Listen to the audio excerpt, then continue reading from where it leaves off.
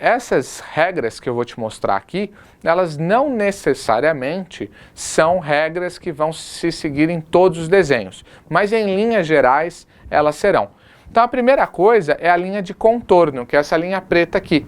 Essa linha de contorno, ela vai marcar arestas visíveis, né? Simples assim. Aí a gente tem uma linha de centro, por exemplo, que é essa linha aqui, ó. Geralmente, a linha de centro a gente vai utilizar em objetos circulares. Então, quando a gente põe uma linha de centro, a gente geralmente está usando em objetos circulares. Mas eu posso também pôr uma linha de centro num furo quadrado ou em outra coisa que não circular. Mas geralmente a gente vai ter sempre linha de centro quando tiver furo na peça. Seja esse furo quadrado, ou seja esse furo redondo, não importa. Quando a gente tem furo, geralmente a gente vai indicar uma linha de centro, uma linha central. E quando a peça é redonda, também, né? Então a gente pode ter uma linha de centro. Ah, somente quando a peça é redonda, somente em furos? Não, eu posso pôr uma linha central onde eu quiser também. Eu só estou falando que usualmente a gente vai pôr uma linha de centro nos círculos, nos furos, nas peças circulares ou furos de qualquer natureza. Tá? Então essa aqui é a linha de centro, que é um traço longo, um traço curto, um traço longo, um traço curto, um traço longo, um traço curto. Tá? Aí a gente pode ter linhas de cotas. O que são cotas? Cotas são instrumentos do desenho técnico para representar medidas. Então eu quero representar qual que é a medida de uma altura, de uma largura, eu quero representar qual é a medida. Então aqui, medida. Essa é uma linha de cota. A linha de cota, ela sempre vai ter uma seta. Nem sempre é de fora para dentro, pode ser de dentro para fora, eu vou mostrar para vocês, mas ela tem uma seta da onde começa a onde termina a medida e ela geralmente tem uma prorrogação da linha de contorno que ela está medindo. Então essa linha de cota ela está mostrando a distância entre essa aresta e essa aresta aqui. Eu posso cotar arestas visíveis, como é o caso, mas posso cotar arestas invisíveis também, enfim. Então eu posso ter cotas, né? Então essa cota mostraria o tamanho dessa peça, aqui poderia mostrar o tamanho nesse sentido, né? Então eu posso ter cotas para mostrar tamanhos diversos. Geralmente a gente usa cotas assim, suficientes para o desenho. A gente evita cotas redundantes. Por exemplo, se eu coloquei uma cota aqui em cima com o tamanho da peça, eu não vou pôr uma cota aqui embaixo com o tamanho da peça, certo? Em cima já é suficiente, já entendi. Não preciso pôr dos dois lados. Eu não vou fazer isso porque eu não quero poluir o desenho. Eu não quero que o desenho fique um desenho sujo, cheio de informações desnecessárias. Eu quero que esse desenho seja um desenho limpo, fácil de entender. Então eu não ponho cotas que fiquem óbvias, ok? E eu posso pôr uma linha de ruptura. Todas essas três peças estão com linhas de ruptura de diferentes formas, tá? Que pode ser feita. Então eu posso fazer uma linha de ruptura assim, posso fazer desse jeito, serrilhado. Se o objeto for circular, eu posso fazer como uma onda. Essa é uma linha de ruptura. Isso está dizendo, essa linha de ruptura está dizendo que entre essa linha de ruptura e a outra linha de ruptura, aqui no meio, existe uma parte que eu não estou desenhando. Léo, mas por que eu vou fazer isso? Vamos imaginar que isso aqui seja um tubo, aqui embaixo. Um tubo qualquer. E esse tubo tem, sei lá, 5 metros. Eu não vou, se eu for desenhar na escala 1 para 5, eu vou precisar de 1 metro de papel para desenhar esse tubo, né? Porque a cada 1 centímetro vale 5 na vida real. Então se eu for desenhar um tubo de 5 metros, eu vou precisar de 1 metro de papel. Só que assim, não há nada demais, é um tubo, só isso. Então eu posso usar uma linha de ruptura para suprimir uma parte que é igual, que não tem importância eu não desenhar. Então ao invés de desenhar um tubo de 1 metro na escala 1 para 5, eu desenho um tubo de 10 centímetros, sei lá, o quanto eu julgar necessário, ponho uma linha de ruptura, como está o caso aqui, e taco uma cota, dizendo que esse tubo tem 5 metros, e eu mostro que eu fiz uma supressão do desenho, eu suprimi uma parte desse tubo, porque geralmente peças longas que se repetem e que não tem nada de demais, não tem por que a gente fazer um desenho longo. Então a gente põe uma linha de ruptura, rompe o desenho, abre uma nova linha de ruptura e segue o desenho, como é o caso dessas três imagens aqui que estão rompendo. Beleza? Vamos agora fazer um estudo do uso das linhas de modo geral. Vamos lá. Aqui, pessoal, a gente tem, né, linhas de contorno, que são as linhas de arestas visíveis, né? Então temos várias arestas visíveis. Nós temos linhas de arestas invisíveis, né? Essas linhas também chamadas aqui de linhas ocultas, né? Ó, que está mostrando que tem uma aresta que não estou conseguindo ver nessa vista. Eu tenho uma linha de centro sobre a peça inteira, que é essa linha aqui, ó, que ela vai do início ao fim. Essa linha de centro, aqui, ela mostra o seu papel. Ela serve para você centralizar, porque aqui eu estou fazendo uma outra vista. Eu estou fazendo a secção AA, né? Que é o corte AA, que é esse corte aqui que ele está dando aqui, ó, linha de corte. E eu quero centralizar com a peça, então eu pego a linha de centro da peça e já emendo na linha de centro da outra vista, da vista em corte. Isso facilita da gente entender, então por isso que muitas vezes a gente usa a linha de centro. A linha de centro a gente às vezes emenda com outra vista, né? Ou pelo menos dá uma boa alinhada, que aí facilita para quem está lendo, tá bom? Aí ali já mostrou como tem uma vista em corte, tem achuras, né? Então a gente já está vendo que nessa seção aqui cortada, eu tenho aqui um 2, 3, 4, 5, 6, um hexágono, né? Então aqui a gente tem um hexágono na forma hexagonal, não é cilíndrica essa etapa aqui, onde está rolando o corte. Aqui, ó, já estamos falando de uma forma circular, porque olha a linha de ruptura. A linha de ruptura segue a linha de ruptura circular, né? E aí ele está dando uma cota aqui. O que isso significa? Significa que provavelmente esse eixo é um pouco longo e ele não quer desenhar inteiro. Então ele fez uma linha de ruptura e deu a cota aqui.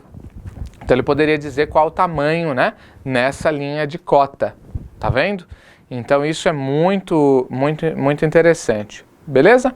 Então linha de cota, linha de ruptura, linha de corte, linha de ruptura, linha de cota.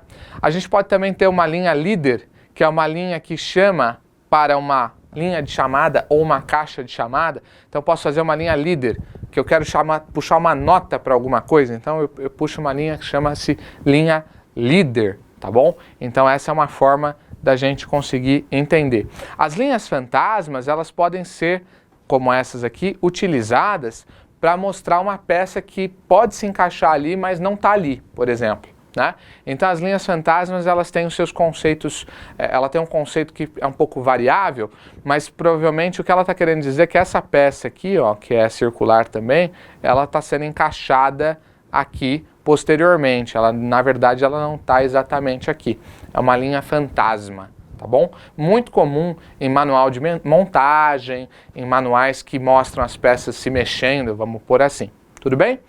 Então, acho que eu falei de todas, né? Ó, vou até fazer uma recapitulação para vocês não se perderem. Linhas de arestas ou contornos visíveis, então é a linha que efetivamente desenha aquela peça. A gente tem uma linha oculta também, que mostra arestas e contornos que não estão visíveis naquela vista, mas eles estão projetados ali atrás, como nós vimos na projeção orográfica. Nós temos linha de corte, que sempre vai indicar o sentido da vista do corte, né, com uma seta, e sempre vai ter duas letras, AA, BB, CC, AB, CD, enfim, tá? Essa é a linha de corte. Nós temos uma linha de ruptura, que eu já mostrei para vocês que pode ter 3 tipos de linha de ruptura, ela onduladinha, ela serrilhada, ou dessa forma ondulada, senoidal. Isso aqui, como se fosse uma senoide. Isso aqui representa uma linha de ruptura sempre de um objeto circular, né? Aí nós temos as achuras, que são aquelas linhas que indicam o material daquilo que foi cortado, né, no corte. E também, essa altura você já tem que saber que essa é uma achura de metal, né? E também nós temos as linhas de cota, que sempre vão projetar as arestas, como se fosse projetar as arestas da onde ela está medindo, né? Porque ela sempre vai medir de uma aresta até outra, de uma aresta até outra. Então ela projeta a aresta e dentro dessa projeção ela coloca uma seta para fora. Poderia ser para dentro também. Você pode também fazer um exercício que eu já quero colocar para você, que você pode ver desenhos técnicos. Coloca no Google, coloca linhas de cota no Google, vai vendo as cotas lá. Você vai ver que tem diferentes tipos de cota. Tem cota angular, tem cota que mede diâmetro, e aí você tem o símbolo de diâmetro, que é um círculo cortado ao meio. Enfim, vai vendo os diferentes tipos de cota na sua apostila e também no material externo. Esse curso, pessoal, é um curso que exige muito estudo, que você vai pegar e vai também pesquisar, vai também seguir aí o seu estudo, né? A gente está cumprindo a apostila aqui, o que a ANAC exige, mas a gente está sempre guiando você, para você que quer aprender mais e dessa forma, é claro, ser um profissional mais completo, tá bom? E a última linha que faltou eu falar aqui, tem que vir voltando, né? Que é a linha de centro, duas últimas linhas, que mostra o centro da peça, do furo, seja lá do que for, e uma linha fantasma que projeta uma peça que não está ali, uma aresta que não está ali, mas pode vir a estar. E aí, aqui nós temos uma regrinha geral, nem sempre é assim, mas é o que está lá na apostila, e a ideia é você ter digamos assim, uma linha geral, né? Uma ideia geral. Então a linha de centro, traço longo, traço curto, traço longo, traço curto, geralmente ela é fina, né? Olha lá no final, tá?